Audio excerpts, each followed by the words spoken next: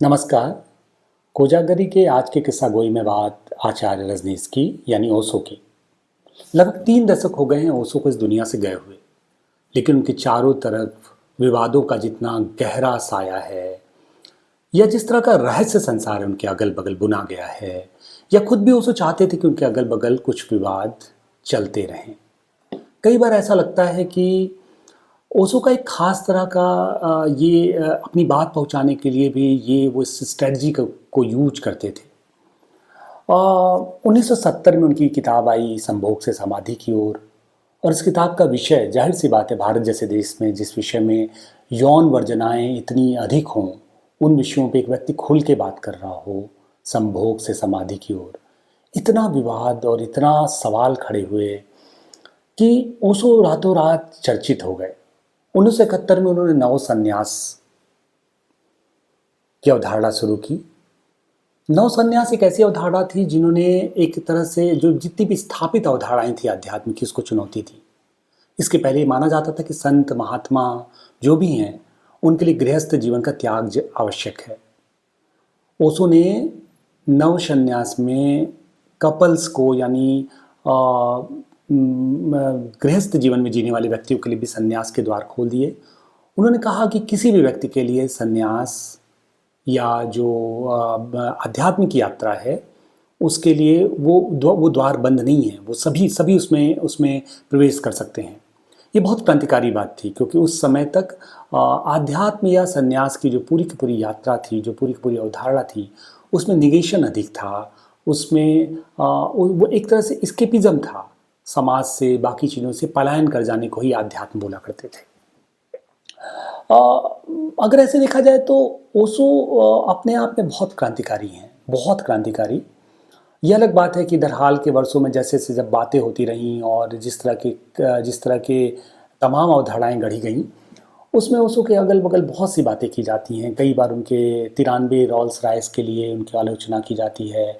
America में रजनीशपुरम के बारे में तमाम कहानियाँ गढ़ी जाती हैं। कहा जाता है कि उनके रजनीशपुरम में ड्रग्स और एडल्ट्री, न्यूडिटी और न्यूड क्लब्स और न जाने कितनी कितनी बातें की जाती हैं। इसके अलावा उनकी भव्यता, भौतिक जीवन के प्रति उनका प्रेम, अनुराग, ना जाने कितने सवाल हैं जो ओशो के बारे में आपकी रोज बनती धारणाओं को ध्वस्त करते रहते हैं। ओशो क्या थे, कौन थे? कोई वो गुडमैन थे, गॉडमैन थे, संबोधि पुरुष थे, विवादास्पद गुरु थे?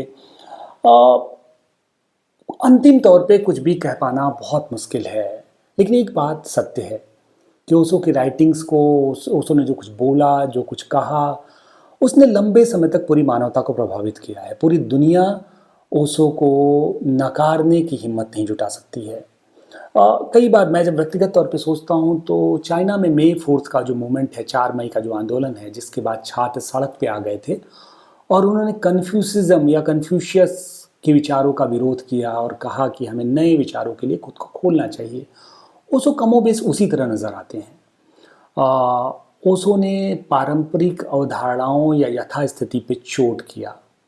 उन्होंने पुरानी बातों को के प्रति जो एक खास तरह का अतीत ग्रस्त जो एक पूरा समाज था, जिसके एक तरह से आंखें पीछे लगी हुई थी, जो सिर्फ अपने पीछे देख रहा था, उसको कहा कि नहीं ठीक है, उस पर भी सवाल खड़ा करो।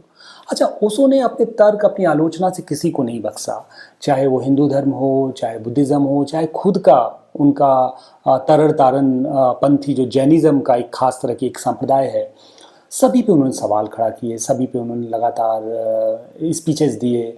और उनकी राइटिंग से इतना कलेक्शन, इतना बड़ा कलेक्शन है, इतना बड़ा काम है उनका हर विषय पे। और मुझे लगता है ये जो तमाम पीढ़ियां हैं जो पिछले ओशो के बाद जो आई हैं, उन्होंने ओशो के लिटरेचर को कहीं ना कहीं पढ़ा है, और उनके जो एक तरह से मस्तिष्क के की जो आँखें हैं वो ओशो को पढ़ने के बाद खुली है। एक बात और, खासकर हिंदी का समाज तो, हिंदी पट्टी का समाज तो मैं मानता हूँ, मैं अपने व्यक्तिगत जीवन में मानता हूँ कि ओशो को युवावस्था में हम सभी ने पढ़ा है, और जीवन में जो पहले कुछ माइलस्टोन थे जिसके बाद जीवन में सोचने, समझने या तर्क करने के लिए एक तरह से आपको प्रेरणा मिली, उसमें ओशो थे। तो एक बात जो मुझे समझ में आती है वो ये आती है कि अक्सर ओशो के निजी जीवन पे बहुत से सवाल खड़े किए जाते हैं।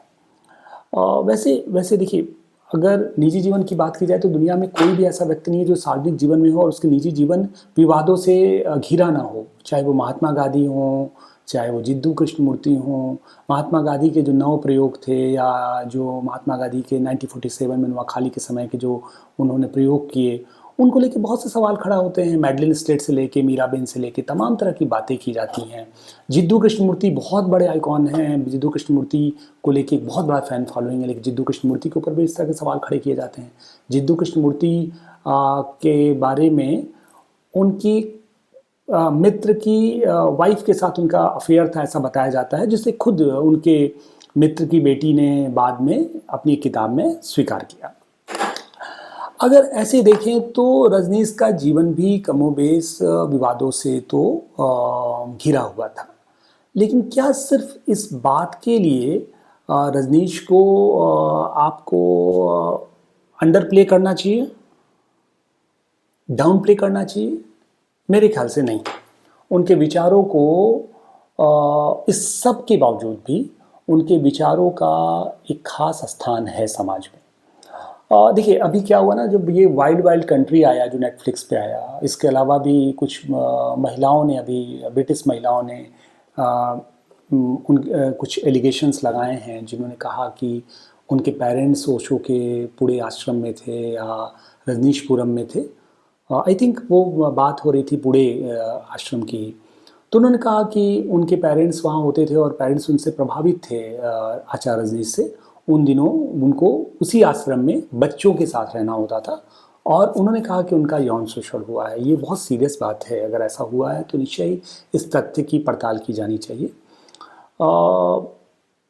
फिलहाल मैं बहुत ईमानदारी के साथ कहूँगा कि इन सारे विवादों के बाद भी जब एक संस्थाएं, ये बहुत दुर्भाग्यपूर्ण और दुखद, और इससे ज़्यादा मतलब इसको किसी भी स्तर पे इन घटनाओं को आप कमतर या ऐसे नहीं कह सकते कि इनको आप साइड में रख सकते हैं। लेकिन उसके बावजूद भी ओशो की शिक्षाएं, ओशो की फिलॉसफी अपने आप में बहुत रिवोल्यूशनरी है और कई बार लगता है कि ओशो अपने समय से बहुत आगे थे, बहुत आगे। उन्होंने जो बातें कही वो अपने समय से बहुत आगे थी। पहली बार उन्होंने कहा कि उन्होंने तमाम स्थापित अवधारणाओं को चुनौती की।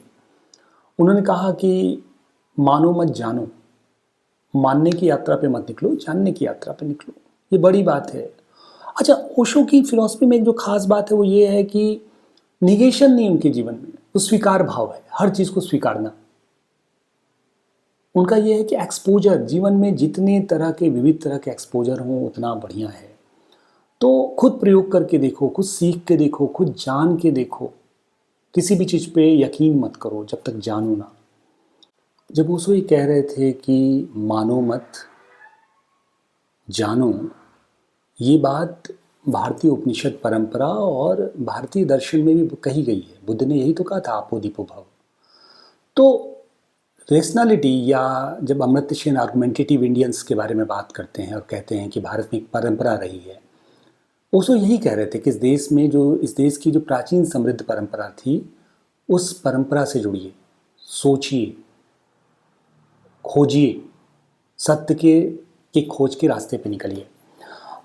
एक्चुअली क्या है ना, ओशो को इस बात के लिए भी याद किया जाएगा कि ओशो ने मानवता को खासकर मेडिटेशन की जितनी सरल और सहज पद्धति दी, वो बड़ी बात है। ओशो ने तमाम तरह के ध्यान, इस तरह की पद्धतियाँ विकसित की। देखिए, होता क्या है, लोगों को चूँकि बहुत आइडिया नहीं है, लोगों को आलोचना इसलिए करते हैं कि उनको पता नहीं मेडिटेशन क्या होता है, कुछ भी नहीं पता है। सवाल ये है कि आप आलोचना के लिए भी अथॉरिटी तब होते हैं जब आप चीज़ों को समझते हैं। किसी के निजी जीवन में, भैया लाइफ में कोई ऐसा व्यक्ति नहीं है जिसके निजी जीवन में तमाम बातें ना होती होंगी। बहुत अच्छा इंसान है तो बहुत अच्छी बात है, लेकिन विवाद और निजी जीवन से फिर सवाल ये है कि उसके निजी जीवन पे काम करना एक अलग मामला है, लेकिन आप उसने जो सोसाइटी को दिया, आप उसको एक तरह से अंडर प्ले मत कीजिए। तो ओशो ने बहुत सी ध्यान पद्धतियाँ विकसित की, खासकर जिस तरह का उन्होंने नृत्य करते हुए ध्यान पद्धतियाँ विकसित की और उसके तंत्र की तमाम साधनाएँ।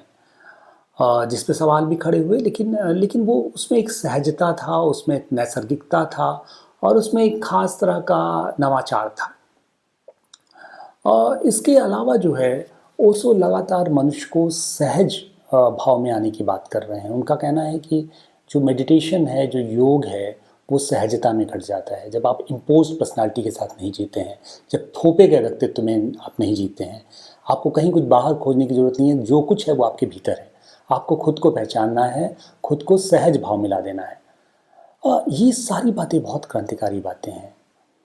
और इन बातों को जो लोग भी, मतलब जिन लोगों ने भी समझा, उनके जीवन में बहुत बड़ा बदलाव आया। और इसके बाद ओशो को अगर दूसरे दृष्टि से मैं देखूं तो मुझे लगता है कि उनको मार्केटिंग आती थी। उनको ये पता था कि लोगों को कैसे लेके आना है। ओशो के बारे में कहा जाता है कि पुणे इंटरनेशनल जो पुणे का उनका आश्रम है, वहाँ वो हिंदी में अपने संबोधन देते थे, अपने अपने प्रवचन बोलते थे और खूब भीड़ लगती थी। जब उनको लगने लगा कि एक बहुत बड़ा वर्ग आ जाता है उनको सुनने के लिए, और उनको लगा कि उनको एक नीस क्लास चाहिए जो उनको सुने, जिसके पास इतना लीजर हो कि वो उसको इम्प्लीमेंट भी कर सके, इसको एग्जीक्यूट भी कर सके, तो उन्होंने अगले दिन से इंग्लिश में बोलना शुरू कर दिया और वो भीड़ छट गई। तो उसको पता था कि कब क्या करना है, कैसे करना है। देखिए, ये सत्य बात है कि अगर आपके पास, मैं ये मानता हूँ कि ये भी करके ओशो ने उस फिलॉसफी के साथ, उस दर्शन के साथ एक जस्टिस ही किया। अगर आप कन्विंस हैं, आप मुतमईन हैं कि आप जो कह रहे हैं वो अच्छा है, वो बहुत ज़रूरी है, वो कही जाने वाली बात है, तो उसको लोगों तक पहुंचाने के लिए आप बहुत तरह के टैक्टिक्स या स्ट्रेटजी या आप एक तरह से तमाम इस तरह की चीज़ों का सहारा ले सकते हैं। लेकिन मैं इसको ये भी कहना चाहूँगा कि ओशो को लेके खासकर जो माँ प्रेमशिला और बाद उसके बाद के जो विवाद थे और उसके बाद जो तमाम तरह की बातें कही गई, इवन जो भारत का जो राजनीतिक पूरा जो पॉलिटिकल सिनेरियो है, उसमें भी बहुत से डेवलपमेंट्स हुए। मोरारजी देसाई से उनके विवाद के किस्से चले और इसके अलावा बहुत कुछ होता रहा। तो चूँकि ओशो इतना व्यापक और इतना विशाल विषय है जिस पे फिर घंटों बातें की जाएं, तो मतलब उसको समेट पाना बहुत मुश्किल है। हम कोशिश करेंगे कि ओशो के ऊपर ही हम लगातार कई से, आज मैंने एकमात्र तरह से एक तरह प्रस्थान बिंदु पे बात करने की कोशिश की है। हम ओशो, जिद्दू कृष्णमूर्ति और भारत के दूसरे जो आध्यात्मिक परंपरा है, आध्यात्मिक अवधारणाएं हैं, उन पे बात करने की हम कोशिश करेंगे। इसके बाद हम कई इस पर पूरी एक सीरीज करने की कोशिश करेंगे। और अंत में इसके साथ ही मैं इस बात को ख़त्म करना चाहूँगा। ओशो शब्द जो है वो लैटिन भाषा के ओशनिक से आया है, जिसका मतलब है बूंद का समुद्र में समा जाना, जिसको अनल हक बोलते हैं, और जो एक बहुत बहुत प्यारी अवधारणा है। तो इस पूरी बातचीत को ख़त्म करते हुए मैं यही कहूँगा कि ओशो इस पूरी तमाम बातों के बावजूद भी ओशो इस पूरे के पूरे आज के इस दौर में इस तरह से समा गए हैं, जिनको आपको, मतलब आप उनको बाईपास नहीं कर सकते हैं, आप उनको ऐसा नहीं कर सकते कि उपेक्षित कर सकते हैं। उन पे बात ज़रूरी है और बात होनी चाहिए। धन्यवाद।